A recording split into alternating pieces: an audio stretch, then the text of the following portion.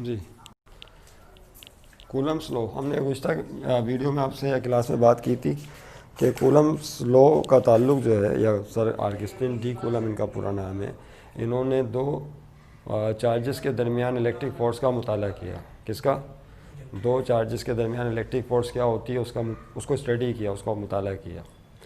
हम ये बात जानते हैं कि बात हमने गुज़श्ता वीडियो में तय कर ली थी कि अगर सेम चार्जेस होंगे, पॉजिटिव पॉजिटिव या नेगेटिव नेगेटिव, तो उनके दरमियान फोर्स ऑफ रिपल्जन होती है। दोनों एक दूसरे को भगाते हैं क्योंकि वो एक दूसरे की ज़रूरत पूरी नहीं कर सकते। लेकिन अगर फ़र्ज़ कर लें एक पॉजिटिव फोर्स और एक पॉजिटिव चार्ज और दूसरा निगेटिव हो, तो उनके दरमियान फोर्स ऑफ अट्रैक्शन होती है।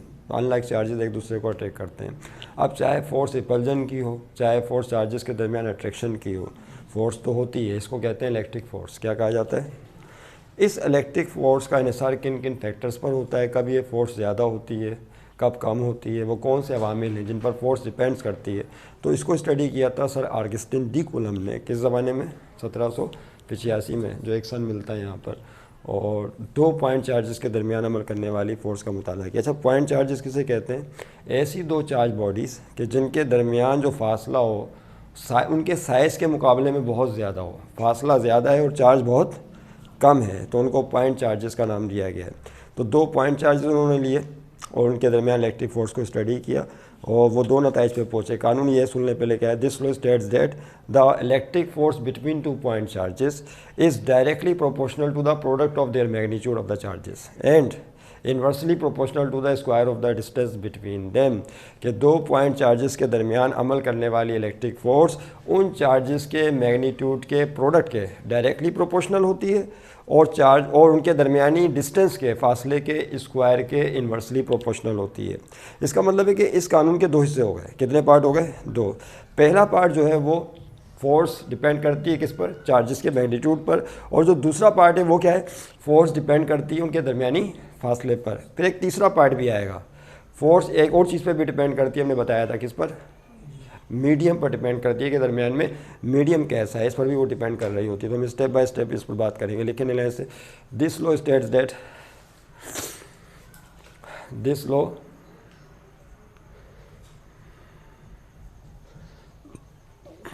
लॉ स्टेट्स दैट नहीं ऐसे इन्वर्टेड कॉमास में लिखें, ये ना, हाँ सही है।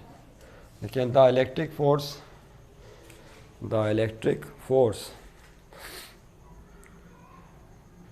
between 2 point charges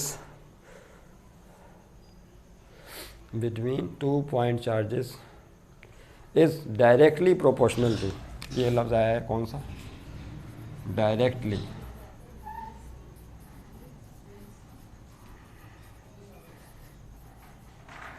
is directly proportional to the product of magnitude of charges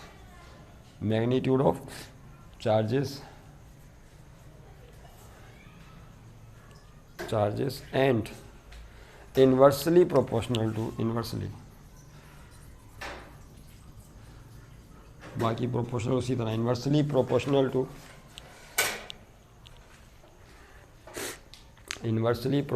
to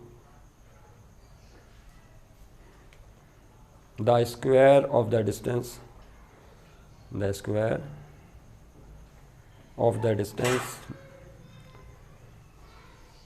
between them, square of the distance between them, THEM, full stop, inverted commas close कर दें। अब इसको हमने डिस्कस करना है ना, पॉइंट चार्जेस के दरमियान। पॉइंट चार्ज को हमने डिस्कस कर लिया। ऐसे इंतहाई कम चार्जेस जिनका दरमियानी फासला बहुत बहुत ज़्यादा हो, इतना ज़्यादा भी नहीं हो कि वो एक दूसरे पे फोर्स ही ना लगाएं, फिर तो गड़बड़ हो जाएगी ना। नहीं, हमें तो फोर्स मालूम करनी है। एक्सप्लेनेशन की हेडिंग डालें या डेरिवेशन ऑफ कूलम फोर्स की भी हेडिंग डाल सकते हैं। क्या डेरिवेशन होगी? हाँ, क्या हेडिंग होगी? Derivation of Coulomb's. जी हाँ, बिल्कुल सही कह रहे हैं। कूलम्स फोर्स, ये एक तरह की हेडिंग वाइज आप कर लें या एक्सप्लेनेशन की हेडिंग डाल लें, चॉइस इज़ योर्स। डेरिवेशन अब हम करेंगे कूलम फोर्स, यानी वो जो फोर्स है वो किन फैक्टर्स पर डिपेंड कर रही है, उसका फार्मूला क्या है वो अब हम बयान करेंगे यहाँ पे। Is that clear? तो इसके लिए लिखें कंसीडर 2 पॉइंट चार्जेस। क्या? Consider 2 point charges. इन पॉइंट चार्जेस को हम Q1 एंड Q2 से शो करेंगे। Point charges Q1 and Q2 apart, इसका मतलब इनका दरमियानी फासला R है। अपार्ट R, एक दूसरे से R फासले पर है। इन वैक्यूम, याद रहे कि इस वक्त ये जो हमने एक्सपेरिमेंट जो कूलम ने किया था वैक्यूम में किया था। वैक्यूम किसे कहते हैं? फ्री स्पेस को कहते हैं। फ्री स्पेस, फ्री स्पेस किसे कहते हैं? जहाँ हवा मौजूद ना हो। यानी उसने तजर्बा जो है कूलम ने, ये तजर्बा उन्होंने एक शीशे की बोतल में किया था जिसमें से हवा को निकाल लिया गया था, तो वहाँ पे फ्री स्पेस बन गई। इसके लिए वो आज़ाद खला पे थोड़ी कहते हैं। नहीं समझे बात को? हाँ, तो ज़माने में तो वो स्पेसशिप भी नहीं ईजाद हुआ होगा, तो खला में काम, तो उन्होंने बोतल में ही किया होगा, यहीं ज़मीन पे हवा निकाल ली होगी, तो उसको वैक्यूम या फ्री स्पेस का नाम दिया गया, आज़ाद खला। उसमें एक्सपेरिमेंट इन्होंने किया था। हाँ, APRT, part R in vacuum या फ्री स्पेस। शुरू में तो इसमें किया, उसके बाद फिर मीडियम भी रखा, बीच में देखा कि क्या होता है। अच्छा, अब जो ऑब्जर्वेशंस की इसमें डायग्राम बनानी पड़ेगी आपको। ऑब्जर्वेशंस ये थी, मिसाल के तौर पर फर्ज कर लें कि ये Q1 चार्ज, पॉइंट चार्ज, और दूसरा suppose this is Q2 point charge. 2 point charges ले लिए। हम अपनी आसानी के लिए पॉजिटिव पॉजिटिव ले लेते हैं। कौन से चार्जेस? फर्ज कर लें कि ये भी पॉजिटिव है और ये भी पॉजिटिव है। 2 पॉइंट चार्जेस हमने ले लिए, पॉजिटिव पॉजिटिव।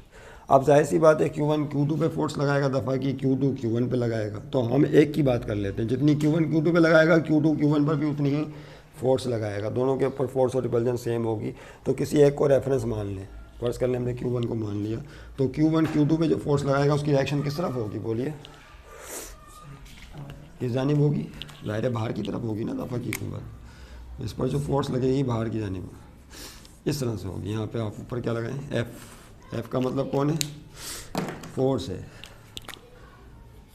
नहीं, F फोर्स है जो कि Q1 ने Q2 पे लगाई, और इनके दरमियान जो फासला है Q1 और Q2 के दरमियान, वो कितना लिया हम लोगों ने? बोलिए, R।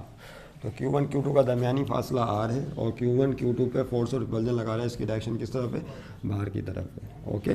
अच्छा, अब जो ऑब्जर्वेशन की कानून का पहला हिस्सा, according to first part of the law, क्या हो? अकॉर्डिंग की शॉर्ट फॉर्म है AC। अकॉर्डिंग टू फर्स्ट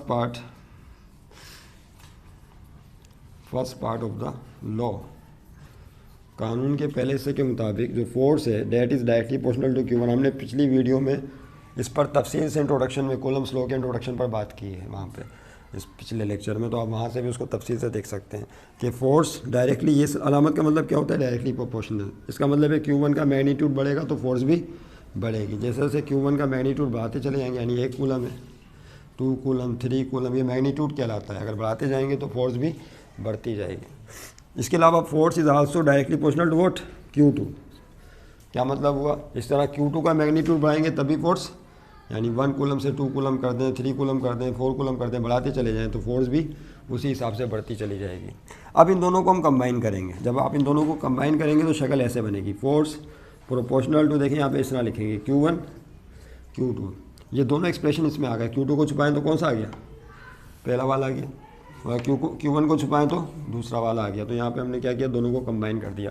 इसका मतलब 4, अब यहाँ पे Q1 Q2 से मल्टीप्लाई हो रहा है, इसको प्रोडक्ट कहते हैं इंग्लिश में, कि force is directly proportional to the product of charges, यानी जो चार्जेस हैं उनके प्रोडक्ट के डायरेक्टली प्रोपोर्शनल है। ये प्रोडक्ट जितना ज़्यादा होगा फोर्स उतनी ही ज़्यादा होगी। तो ये पहला हिस्सा कंप्लीट हो जाता है कानून का, जिस पर बात की, जिसको एक्सप्रेशन 1 का नाम देते हैं। उसके बाद हम एक्सप्रेशन 2 पे बात करेंगे। दूसरा जो हिस्सा है, sorry, second part of the law. अब क्या लिखेंगे? Second part of the law. According to second part of the law लिखिए। जी जी,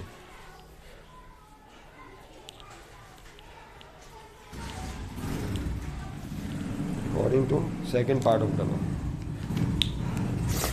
उसको मिटाना पड़ेगा भाई।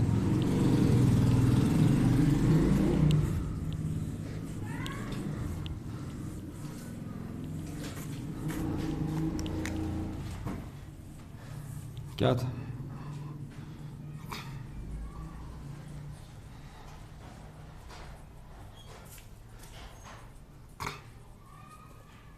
क्या है सेकंड पार्ट, कि फोर्स इन्वर्सली प्रोपोर्शनल है। अच्छा, अब इन्वर्सली प्रोपोर्शनल कैसे लिखते हैं उस दिन बताया था आपको, कि इसको यूँ लिखा जाएगा 1 अपॉन करके, 1 upon square of the distance, के फोर्स इन्वर्सली प्रोपोर्शनल है स्क्वायर ऑफ डिस्टेंस के। अब आप बोलेंगे सर यहाँ पे भी आपने ये साइन डाला, यहाँ पे आप यहाँ पर डायरेक्टली बोल रहे हो, यहाँ क्या कह रहे हैं इन्वर्सली, तो ये कैसे पता चलेगा? अगर दोनों क्वांटिटीज़ ऊपर हो तो दोनों ये डायरेक्टली प्रोपोर्शनल है। अगर एक क्वांटिटी ऊपर हो दूसरी क्वांटिटी 1 अपॉन करके लिखी जाए तो फिर ये क्या बन जाता है? इन्वर्सली। और इन्वर्सली का मतलब क्या होता है याद है?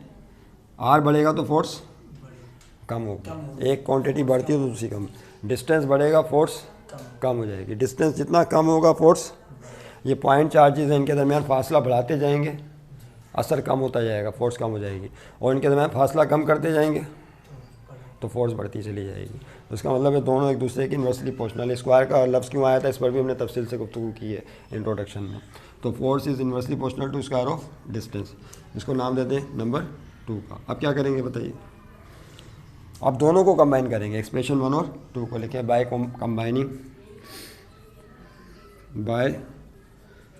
कंबाइनिंग एक्सप्रेशंस, कौन कौन से 1 और 2। जब आप 1 और 2 को कंबाइन करेंगे तो कैसे लिखेंगे? ऐसा देखिए, बड़ी दिलचस्प बात है। ऐसे लिखा जाएगा, आपने लिखा फोर्स प्रोपोर्शनल टू, ऊपर आएगा Q1 Q2 और अपॉन में क्या आ जाएगा आर स्क्वायर। देख, आर स्क्वायर को छुपाएं तो पहला एक्सप्रेशन आ जाएगा, और Q1 Q2 को छुपा लें तो दूसरा आ जाएगा। तो बाज़ औक़ात इस तरह से इनको कंबाइन करके लिखते हैं। अब असूल मैथ का आप जानते हैं कि जब दो क्वांटिटीज़ एक दूसरे के डायरेक्टली प्रोपोर्शनल होती हैं, फर्ज कर लें प्रोपोर्शनल टू बी, तो प्रोपोर्शनल को किस में चेंज करते हैं? Is equal to. जब इज इक्वल टू में चेंज करते हैं तो बदले में क्या लगाते हैं? कांस्टेंट। ये रूल है मैथ का कि जब भी आप प्रोपोर्शनल को इज इक्वल टू में चेंज करेंगे तो बदले में क्या लगाना पड़ेगा? कोई ना कोई एक ऐसी मिकदार लगानी पड़ती है जो कांस्टेंट होती है, जो चेंज नहीं होती। इस पर कई मिसालें दी जा सकती हैं लेकिन ये मौका नहीं है, लिहाजा यहाँ प्रोपोर्शनल को इज इक्वल टू में चेंज करने के बाद क्या लगाएंगे कि कांस्टेंट लगाएंगे। इस कांस्टेंट पे हमने मैट्रिक क्लास की फ़िज़िक्स पे बात की है, उसका भी वीडियो मौजूद है। कांस्टेंट जो आता है उसमें हमने गुफ्तगू की थी न्यूटन सेकंड लॉ जब पढ़ रहे थे, Newton second law of motion. उसमें याद है ना, फोर्स डायरेक्टली प्रोपोर्शनल होती है किसके? एक्सेलरेशन के। तो प्रोपोर्शनल को आपने इज इक्वल टू में चेंज करके यहाँ कांस्टेंट लगाया था मास, तो वहाँ पर हमने इस बात को समझाने की कोशिश की है, तो आप वहाँ से भी देख सकते हैं। बहरहाल उसको तो अभी रहने दें। अब यहाँ ये इतनी बात याद रखें कि प्रोपोर्शनल को जब इज इक्वल टू में चेंज करेंगे तो कांस्टेंट लगाएंगे, बस that's it. Is equal to, proportional को इज इक्वल टू में चेंज करेंगे और यहाँ के लगाएंगे constant Q1 Q2 upon are square. अब ये जो के आया है this is called Coulomb's constant, इसको कूलम फोर्स कांस्टेंट भी कहते हैं। क्या कहते हैं इसे? Here this is formula of Coulomb force. ये कूलम फोर्स का फार्मूला आ गया, पहली शक्ल आ गई, लेकिन this is formula of Coulomb's force नहीं है इसलिए। या दिस एक्सप्रेशन गिव्स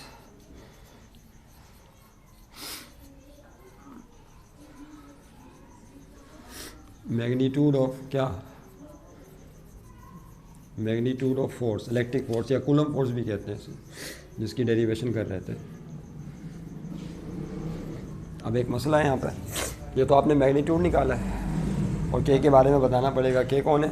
हेयर के इज कूलम कांस्टेंट। लेकिन ऐसे हेयर के इज कूलम्स कांस्टेंट, ये कूलम्स कांस्टेंट कहलाता है।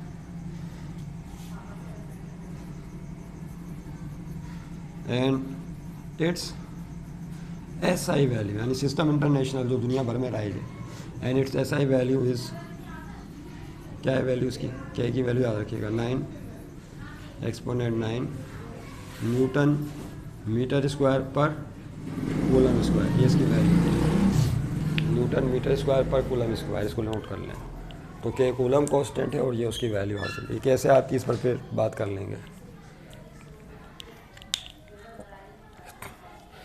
नहीं, के इज इक्वल टू 9 एक्सपोनेंट 9। अभी तो इतना याद रखें कि ये कूलम कांस्टेंट है।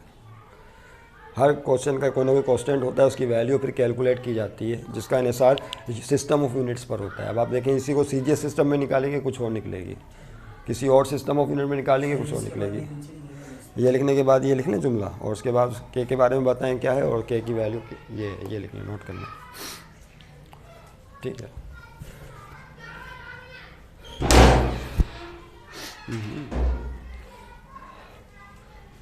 नोट कर लें इसे।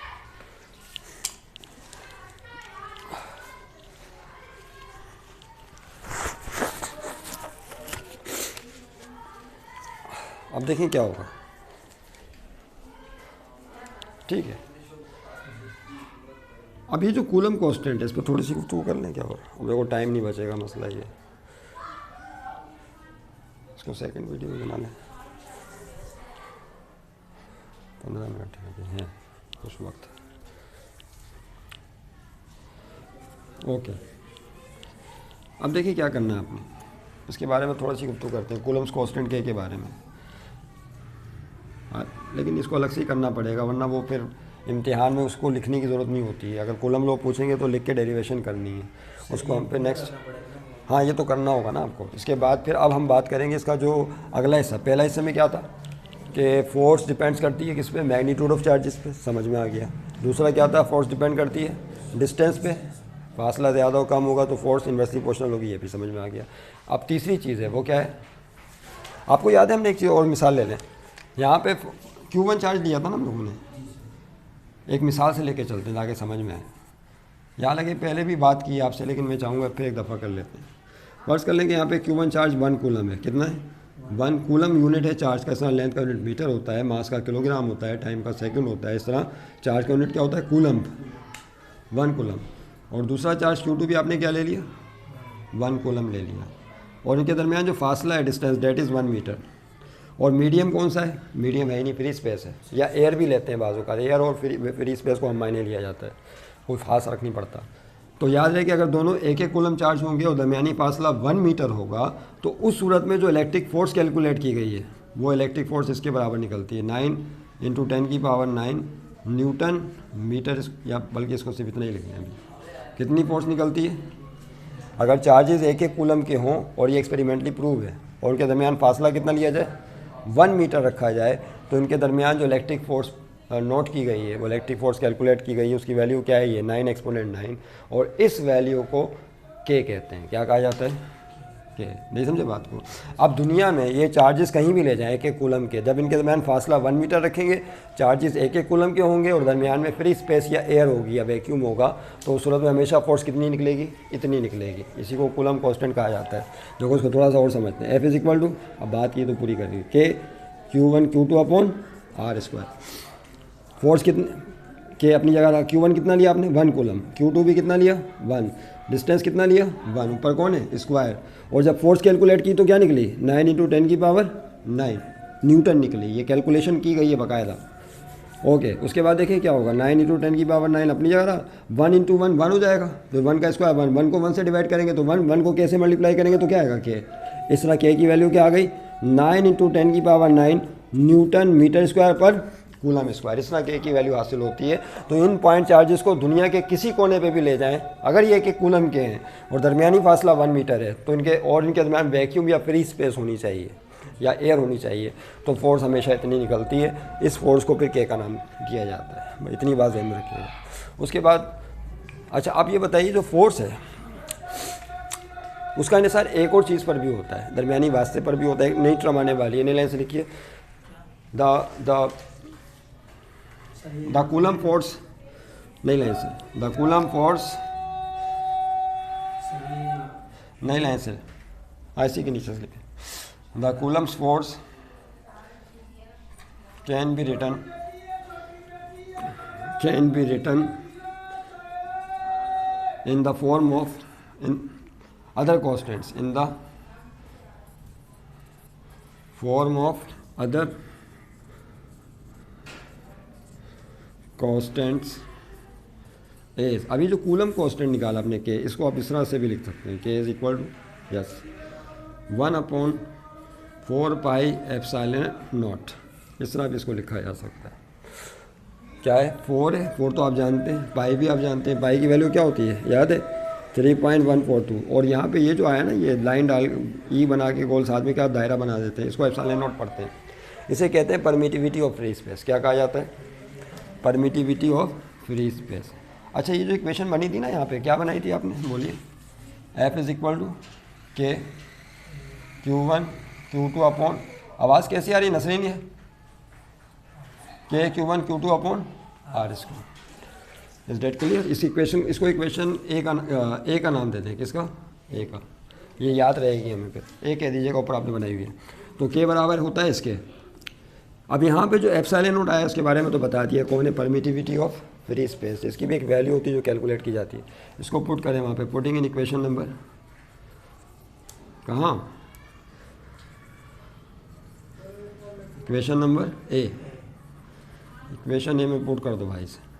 जब आप इसे इक्वेशन ए में पुट करेंगे तो क्या होगा, यस वो आपके सामने मौजूद है। एफ इज़ इक्वल टू के की जगह क्या आ जाएगा, देखो यहाँ पे, बोलिए, के बराबर इसके 1/4 पाई एप्सिलॉन नॉट आ गया, और उसके आगे कौन है बोलिए, Q1 Q2/r²। तो कूलम फोर्स की शक्ल फिर इस तरह से बन जाएगी अदर कॉन्स्टेंट्स की सूरत में। अब ये वैल्यू उसने कैलकुलेट की। हाँ, इसके अंदर जो चीज़ें इस्तेमाल हुई हैं उनको हम डिस्कस करेंगे, जो कोर्स में बताया गया वो कैसे आई, किस तरह से क्या मामला किए गए थे, इसका जिक्र आपके कोर्स में शामिल नहीं है, लेकिन इसमें जो इस्तेमाल हुई है चीज़ें हमको समझ लें। 4 तो नंबर है, पाई भी एक नंबर है, कॉन्स्टेंट एप्सिलॉन नॉट कौन है, एक नया कॉन्स्टेंट, ऐसे कहते हैं permittivity of free space. Hair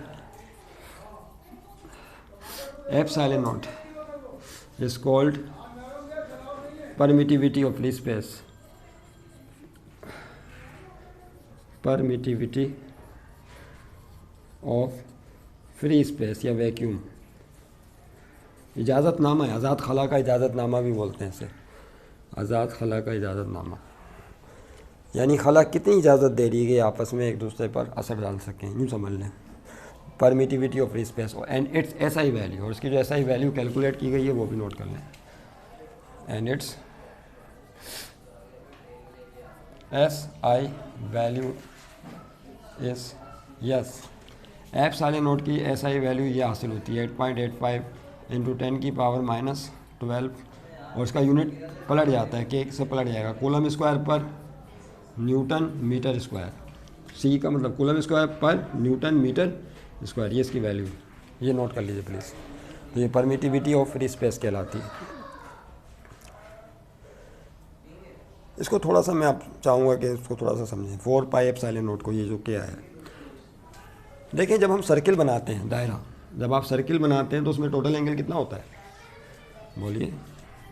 जब आप सर्किल बनाते हैं तो 90 90 90 90 कितना हो गया, 360 डिग्री। और 360 डिग्री का मतलब होता है 2 पाई रेडियन, क्योंकि एंगल डिग्री में भी होता है और रेडियन में भी। तो 360 डिग्री एक दायरे के अंदर होता है, और उसी का दूसरा नाम क्या है, 2 पाई रेडियन, रेडियन में 2 पाई कहलाता है। अब मुझे बताएं कि ये सर्किल एक प्लेन है, अगर हम स्फीयर बनाएं, क्या बनाएं, फुटबॉल की तरह स्फीयर बनाएं, तो 2 पाई ऐसे चलाएं और 2 पाई ऐसे चलाएं, दो परपेंडिकुलर सर्किल बना लें, 2 पाई प्लेन में चला लें और फिर 2 पाई उसके परपेंडिकुलर यूँ चला लें, तो कुछ स्फेरिकल शेप बनती हुई दिखाई देगी आपको। तो 2 पाई और 2 पाई कितने हो गए, 4 पाई हो गए। इसका मतलब है जब पॉइंट चार्ज मौजूद होंगे आमने सामने, तो जो पॉइंट चार्ज का इन्फ्लुएंस होता है, असर होता है, वो एक सर्किल में नहीं होता बल्कि एक स्फीयर के अंदर होता है। नहीं समझे बात को, किसमें होता है, पॉइंट चार्ज का इन्फ्लुएंस एक स्फीयर की शक्ल में होती है। उसके लिए इलेक्ट्रिक फील्ड अगला टॉपिक आने वाला है हमारे पास। उसमें पॉइंट चार्ज उसका असर दायरे में नहीं होगा बल्कि किसमें होगा, स्फीयर में होगा। सर्किल कहते हैं प्लेन फिगर को, चूड़ी दायरा है, लेकिन स्फीयर कहते हैं गोल वो कुछ चीज़ जिसना 3 डायमेंशनल फिगर होती है। मिसाल के तौर पर फुटबॉल हो गई, क्रिमिच की बॉल हो गई, टेनिस की बॉल हो गई, तो ये क्या कहलाते हैं, स्फीयर कहलाते हैं। तो पॉइंट चार्ज का जो असर होता है वो स्फेरिकल इन्फ्लुएंस होता है, इसका भी स्फेरिकल इन्फ्लुएंस होगा शायद, इसलिए 4 पाई लगाया गया है। और एप्सिलॉन नॉट तो समझ में आता है कि आज़ाद खला में इसको रखा गया है, पॉइंट चार्जेस के दरमियान फ्री स्पेस रखी गई है, तो हर एक का कोई ना कोई इजाज़तनामा तो होगा, तो लिहाजा उसका इजाज़तनामा क्या है, उसकी वैल्यू ये कैलकुलेट की है उन्होंने। फिलहाल इतनी बात याद रखें। ओके, ये फोर्स आ गई। अच्छा, फोर्स स्केलर है या वेक्टर है? हाँ, अरे फोर्स की डायरेक्शन होती ही नहीं होती, नहीं होती, फोर्स वेक्टर है। मैं आपसे कहूँ कि ज़रा इस मॉनिटर पे फोर्स लगाइए, LCD पे, तो मैंने आपको बता दिया फोर्स लगाइए, तो आप क्या करेंगे, उठा के घर ले जाएंगे हैं, या उठा के कमरे में रख देंगे, या उठा के गोद में रख देंगे। फोर्स लगाइए इस पे LCD पे, तो आप मुझसे पूछेंगे ना, सर मैं फोर्स लगा के इसको कहाँ लेके जाऊँ? नहीं समझे बात को? जब आप फोर्स लगाएंगे तो किसी ना किसी डायरेक्शन में लगाएंगे ना, तो फोर्स एक वेक्टर क्वांटिटी है, इसकी डायरेक्शन होती है, याद रखिएगा। कार वाले ने कहा जरा भाई साहब धक्का लगा दें, होता नहीं होता, गाड़ी रुक गई कि भाई कोई जा रहा है, राहगीर जा रहा है,